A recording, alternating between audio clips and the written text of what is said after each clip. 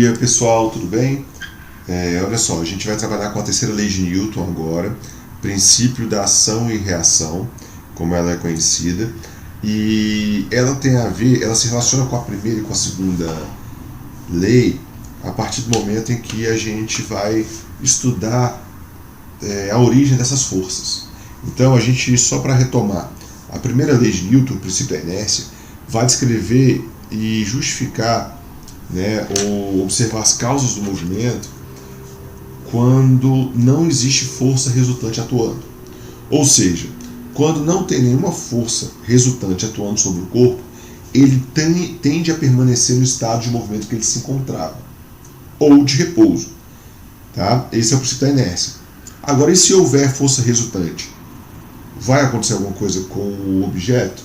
Vai, ele começa a se movimentar. E ele vai se movimentar inversamente proporcional à massa.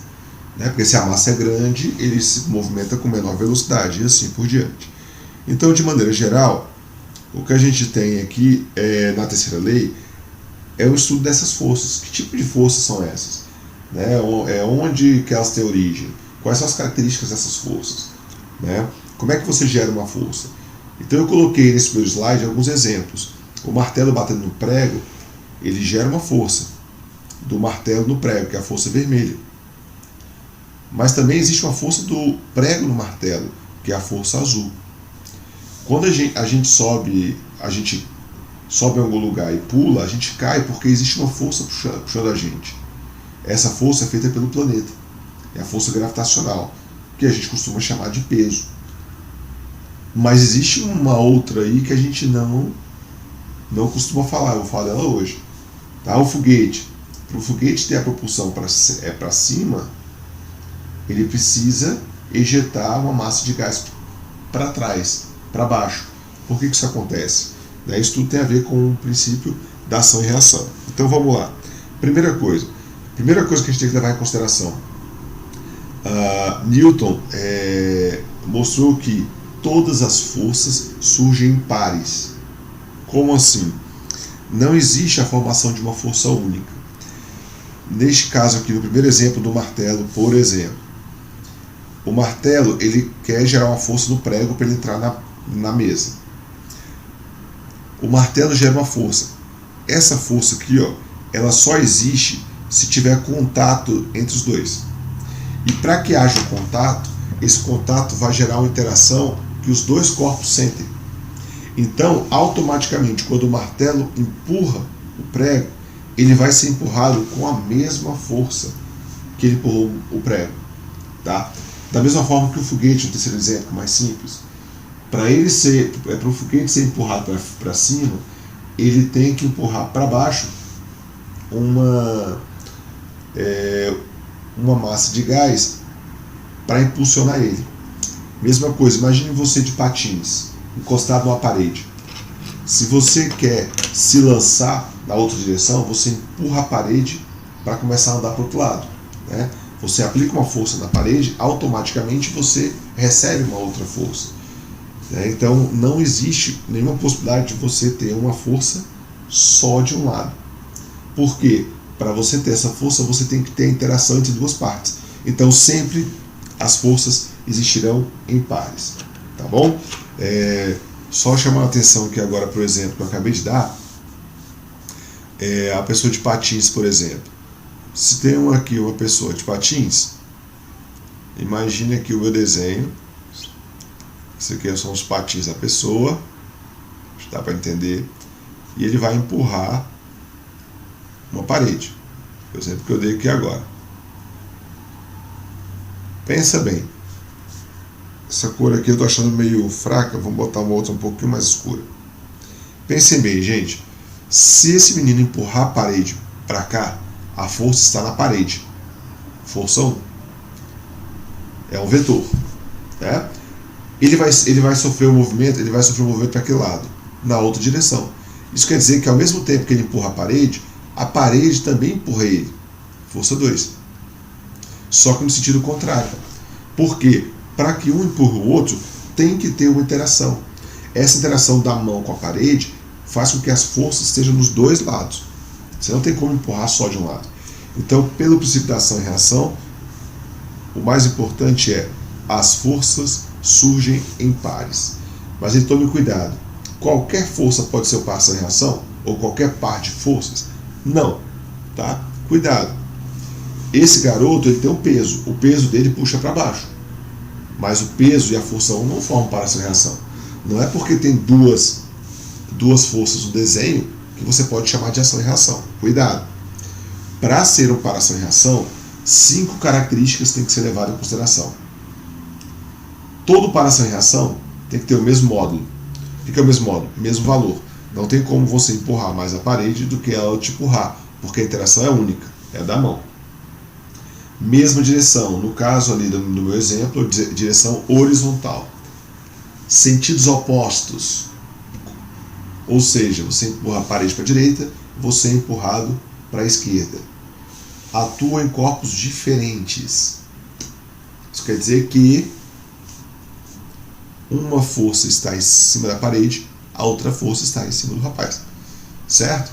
Não pode estar no mesmo lugar. E última característica, são da mesma natureza. O que é ter a mesma natureza? Aí a gente vai para o próximo slide. Mesma natureza é qual é a forma, a origem dessas forças, como que elas são geradas. Por exemplo, só tem 2 possibilidades aqui até então. Força de contato é a força que a gente acabou de mostrar do garotinho ali. Para ele empurrar a parede, tem que ter contato. Para você sentar na cadeira e a cadeira te segurar, tem que ter contato. Para você, por exemplo, um carro derrapar na pista, tem que ter contato. Existe uma força de atrito ali que é menor do que o carro precisaria, por isso que ele derrapa. Então, força de contato é toda e qualquer força que você precisa ter o contato físico para existir. Quando isso não acontece? Força de campo. Já brincou com o ímã? O ímã, e você consegue perceber a influência dele à distância. Você não precisa estar grudadinho para você perceber a força. Peso. Se você soltar uma pedrinha de uma certa altura, você sabe que ela tem peso. E o peso puxa ela para baixo. Por isso que ela desce. Mas quem puxa a pedra para baixo? A terra. Ela precisa estar no chão para você ver ela descendo? Não. Tá? Força de campo são forças que não precisam necessariamente do contato. Eu coloquei alguns exemplos aqui. Força normal, vocês vão ouvir falar muito durante todo o ensino médio. O que é força normal? Toda força de contato. Por exemplo, no slide anterior, o menino ele tá apoiado na parede? Sim. Então a força 1 pode ser chamada de força normal? Sim. Ele está apoiado, é força normal. Mas o menino também está apoiado no chão? Sim. Então o chão aqui tem uma força normal para segurar o menino para cima? Sim. Onde tem apoio, força normal. Você sentado na cadeira agora, você não cai porque a cadeira está te segurando. A força que a cadeira faz para te segurar é uma força de apoio? Sim. Então é uma força normal. Força normal é qualquer força que o objeto que está em contato com outro exerce, está apoiado em outro exerce. Tá? Agora o atrito já é um pouco diferente. Por exemplo, imagina que tem uma caixa no chão. Tem atrito nesse momento? Não, não tem atrito. Tá? O atrito é uma força que só é gerada quando uma superfície tende a deslizar com a outra. Então, por exemplo, se eu chegar aqui agora e tentar empurrar a caixa, agora tem atrito? Tem. Se eu aplicar uma força e a caixa não andar, é porque o atrito está segurando. Né? Eu apliquei uma força aqui, se ela não andar, é porque o atrito está segurando. Se ela andar, é porque a minha força é maior do que o atrito. Mas o atrito só vai existir quando tem uma superfície, no caso aqui a superfície da caixa com o chão, deslizando ou querendo deslizar, mas na iminência de deslizar. Tá? Força de campo eu coloquei 2, a força do ímã, que eu já citei, e a força peso, que é aqui atrai a gente para baixo, é a que a gente vai comentar agora.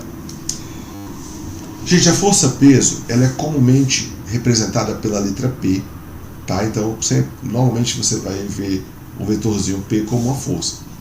E aqui nesse desenho eu coloquei já um desenho mais completo, mas eu gostaria de analisar com vocês passo a passo.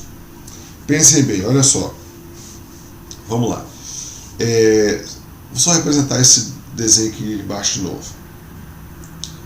Aqui é a Terra, né? E eu tenho uma massa aqui perto da Terra. Uma bolinha, por exemplo. A Terra tem massa mzão, a bolinha tem massa mzinho, mas a gente sabe que essa bolinha, essa pedra, ela tem peso. Por que eu sei que ela tem peso? Porque peso é a força com que ela é atraída para o planeta. Você pode testar, se você soltar uma pedrinha e ela cair, é porque ela está sendo atraída pela força peso. Pois bem, pela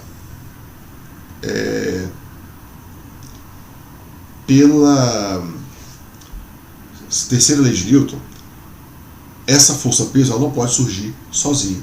Ela não existe unicamente sozinha. Por quê?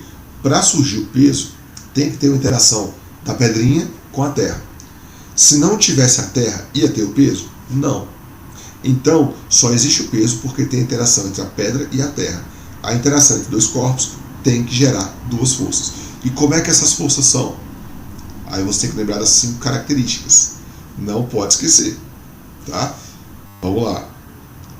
Primeiro, mesmo módulo, mesma direção, sentidos opostos, atuam em corpos diferentes. Vamos lá. Mesmo módulo é mesmo valor. Mesma direção é se o peso é vertical, o outro peso tem que ser vertical. Sentidos opostos, um para um lado, um para o outro.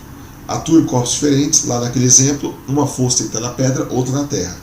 Cada um tem que estar nos objetos que estão interagindo. E são da mesma natureza. As duas têm que ser ou de contato, ou as duas têm que ser de campo. Eu nunca posso ter uma força de contato e a outra de campo. Tá? Então, atua em corpos diferentes. Tem que ter uma força na terra, outra na pedrinha. Mesma direção, as duas vertical. Sentidos opostos, um para cima e outro para baixo. Então eu vou colocar o negativo aqui só para lembrar que é sentido oposto. Tá? E estão em corpos diferentes, têm o mesmo valor e são da mesma natureza. O peso é uma força que atua à distância, então as duas forças são de campo. Então, por isso que o desenho tinha duas forças. Ah, professor, mas quando eu solto a pedra, é ela que cai, não é a terra que sobe. Por quê? Porque a massa da terra é muito maior. Então, como quem vai andar é só a pedra, a gente acaba não desenhando o desenho da força na terra. Então, é muito comum, quando a gente for analisar, que o desenho da terra ele não exista. Tá? É muito comum que, na hora de analisar o desenho, a gente vai analisar quem vai andar. Então, por exemplo, no caso aqui, é a pedrinha que vai andar? Então a gente analisa a pedrinha. Aí me diz uma coisa, relembrando um outro conteúdo que vocês estudaram. Movimento em queda livre, no primeiro semestre. Quando você solta algum corpo, quando você abandona, ele tende a cair em queda livre. Se ele cair em queda livre, qual é a aceleração que os corpos vão adquirir? Pensa que eu quero analisar o movimento da pedrinha. Quando eu quero analisar o movimento, eu penso na segunda lei. Força resultante é igual a MA. Não é isso? Força resultante é igual a MA. Se eu soltar a pedrinha sozinha, qual é a única força que vai agir? Peso. Isso quer dizer que peso é a força que vai puxar a pedrinha. A pedrinha tem uma massa, mas se ela cair em queda livre, a aceleração a gente chama de a aceleração da gravidade, G. Isso quer dizer que toda e qualquer situação onde você tem que calcular o peso de um objeto, é só você utilizar essa equação. A gravidade nas proximidades da Terra, ela é de aproximadamente 10 metros por segundo ao quadrado. Isso quer dizer que uma pessoa que tem uma massa de 50 quilos, na verdade o peso dela é de 500 newtons. O peso representa a força que puxa ela para baixo. 500 newtons. Então quando eu falo que eu vou na balança me pesar, está errado? Sim, porque quando você pesa, você calcula o peso. Na verdade, quando você vai na balança, você vai medir a sua massa. E aí a grande questão, qual a diferença entre peso e massa? Peso depende da gravidade do planeta. Se você muda de planeta, ou muda de lugar, por exemplo, você vai para a Lua, se a gravidade é menor, o seu peso vai ser menor. Mas a sua massa muda? Não, porque a massa é uma característica do objeto. A massa da pedrinha só vai mudar se você dividir a pedrinha, se você aumentar a pedrinha, mas ela não muda de lugar para lugar, o peso muda. Essa é a diferença. Então cuidado quando você falar de peso ou de massa. Lembrando que a massa é sempre em quilograma, tá bom?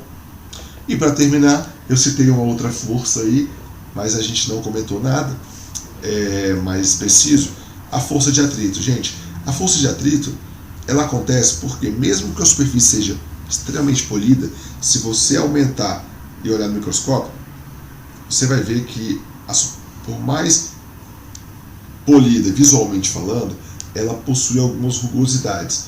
Essas rugosidades podem ser até a nível atômico, molecular, ela vai fazer com que o objeto tenha uma dificuldade de deslizar naquela superfície. Então, quando ele tenta deslizar, ele acaba sofrendo a força de atrito, que atrapalha aquele movimento. Tá?